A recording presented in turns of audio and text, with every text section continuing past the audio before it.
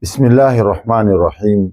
Assalamu alaikum warahmatullahi wabarakatuh. Ndugu zangu katika imani, tukiwa katika mwendelezo wa mazungumzo yetu juu ya ibada ya swala, ambapo tupo katika kuzungumzia tahara, tupo katika mlango wa tahara, mlango ambao ni muhimu sana kwa mwenye kufanya ibada ya swala kuufahamu, kwani hakika kama tulivyoelezea katika aya mbalimbali na hadithi mbalimbali, hakuna swala bila ya kuwa tahara.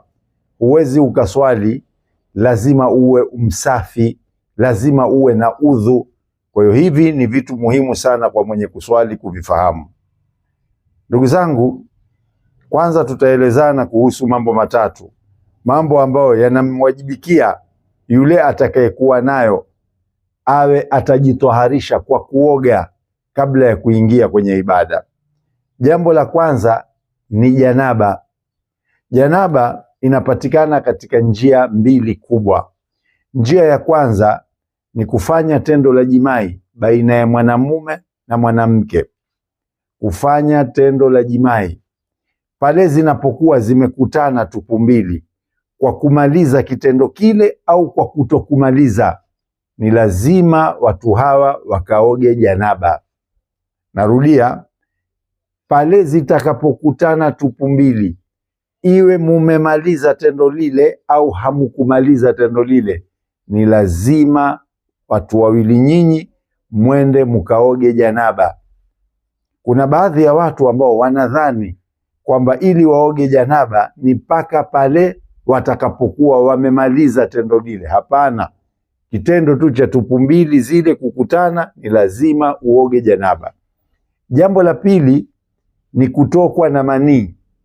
Kutokwa na manii kunaweza kupatikana hata bila ya tendo la jimai. Mtu unaweza ukalala na ukaota. Unapolala ukaota ukatokwa na manii, ni lazima uoge janaba. Mtu unaweza ukafikiria, mawazo yako yakawa yanafikiria na ukatokwa na manii, ni lazima uoge janaba. Mtu unaweza ukawa na hisia kwa kutizama picha, kwa kutizama video, kwa kutizama mwanamke, kwa kutizama aina yote, au kwa kushikana shikana na mukatokwa na manii, ni lazima watu nyinyi muoge janaba. Kwa hiyo utaona kuoga janaba kunapatikana katika njia mbili kubwa. Njia ya kwanza ni kitendo cha kukutana tupu mbili, na njia ya pili ni kutokwa na manii. Unaweza kutokwa na manii bila kukutana na tupu, na zinaweza kukutana tupu bila ya kutokwa na manii. Jambo la pili ni hedhi. Hedhi ni kitendo cha mwanamke kupata masiku yake ya ada.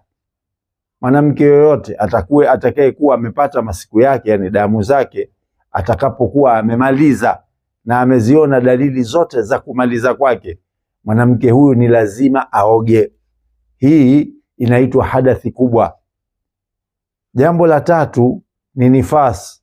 Nifas ni kitendo cha mwanamke kuzaa.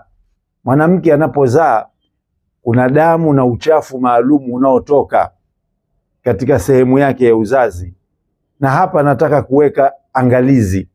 Baadhi ya wanawake, kwa kuwa wamezoea maneno yanayozungumzwa kumaliza 40, wakati mwingine mtu amemaliza kutokwa na damu au na uchafu ule katika kipindi cha wiki 2, lakini mtu huyu anaacha kufanya ibada kwa kuzisubiri siku 40. Hakuna habari hizi. Ile 40 ni matamshi tu yaliyozoeleka, lakini kwa kawaida ni kitendo cha kuwa wewe kile kilichokuwa kinatoka baada ya kuzaa kimesimama. Inaweza kuwa kabla ya 40, inaweza kuwa baada ya 40. Kwa hivyo unachotakiwa kutizama pale ni kile kitendo cha kutokwa na ule uchafu unaotoka baada ya kuzaa.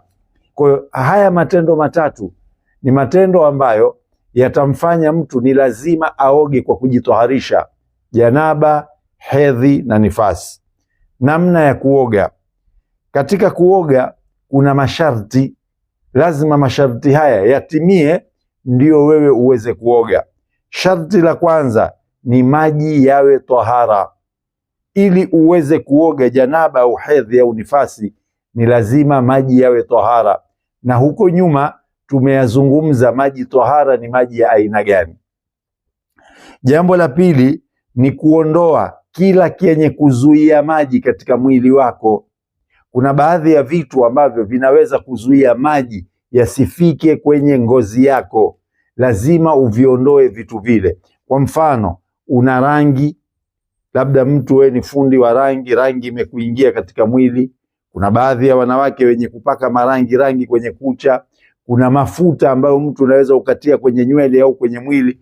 Kwa hiyo kitu cha kwanza unatakiwa uondoe vile vitu vyote, hata kama ni unga, hata kama ni kitu chochote ambacho kitazuia maji yasifike kwenye mwili wako. Kwa hiyo masharti ni mawili. Ukiambiwa masharti ni kabla ya kitendo. Kwa hiyo kabla ya kuoga, hakikisha maji yako ni tahara, hakikisha umeondoa vile ambavyo vinaweza vikazuia maji katika kiwiliwili chako. Lipo sharti moja la tatu ambalo hili katika baadhi ya madhehebu wamelieka na katika baadhi haipo, nayo ni maji kuwa halali. Wengine wamelieka na wengine hawakulieka.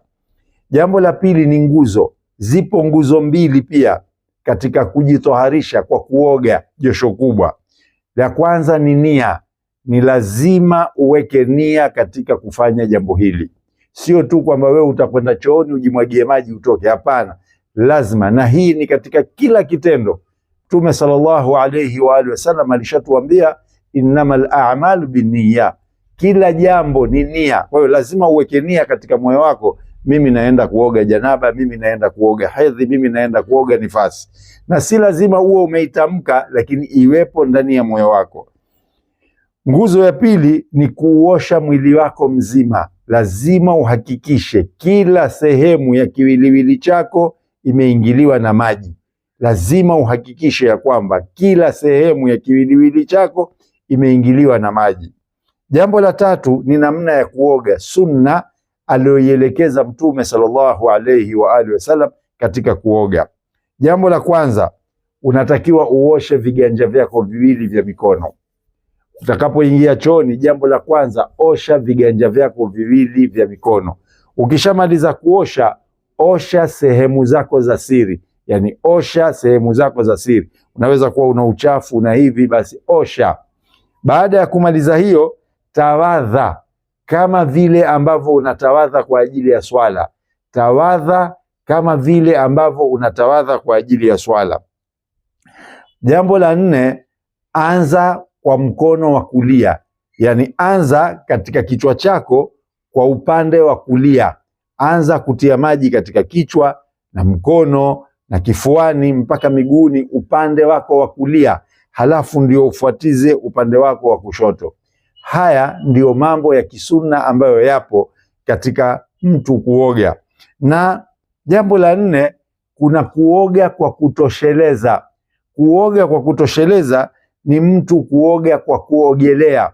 Kwa mfano, ikiwa wewe utakuwa umekwenda baharini au umekwenda kwenye ziwa au umekwenda kwenye mto na ukawa umenuia kwamba mimi naenda hapa baharini kuogelea, lakini lengo langu ni kuoga kabisa janaba, lengo langu kabisa ni kuoga hedhi, basi kile kitendo cha kuogelea, kama umenuia kufanya hivyo, kitakuwa kimetosheleza wewe kuwa umejitoharisha.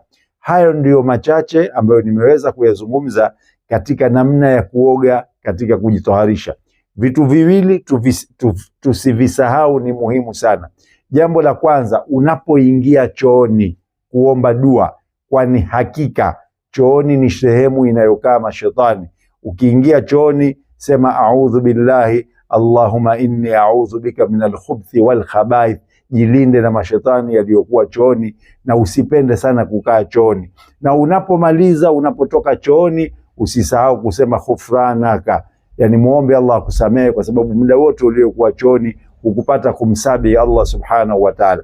Itanguliza mguu wako wa kushoto wakati wa kuingia, na toka na mguu wako wa kulia. Na muombe Allah subhanahu wa ta'ala atuelekeze tuyafahamu yale tusiyojua, na Allah atujalie katika wenye kuyatekeleza. Wakumbushe Waislamu, Allah atakulipa.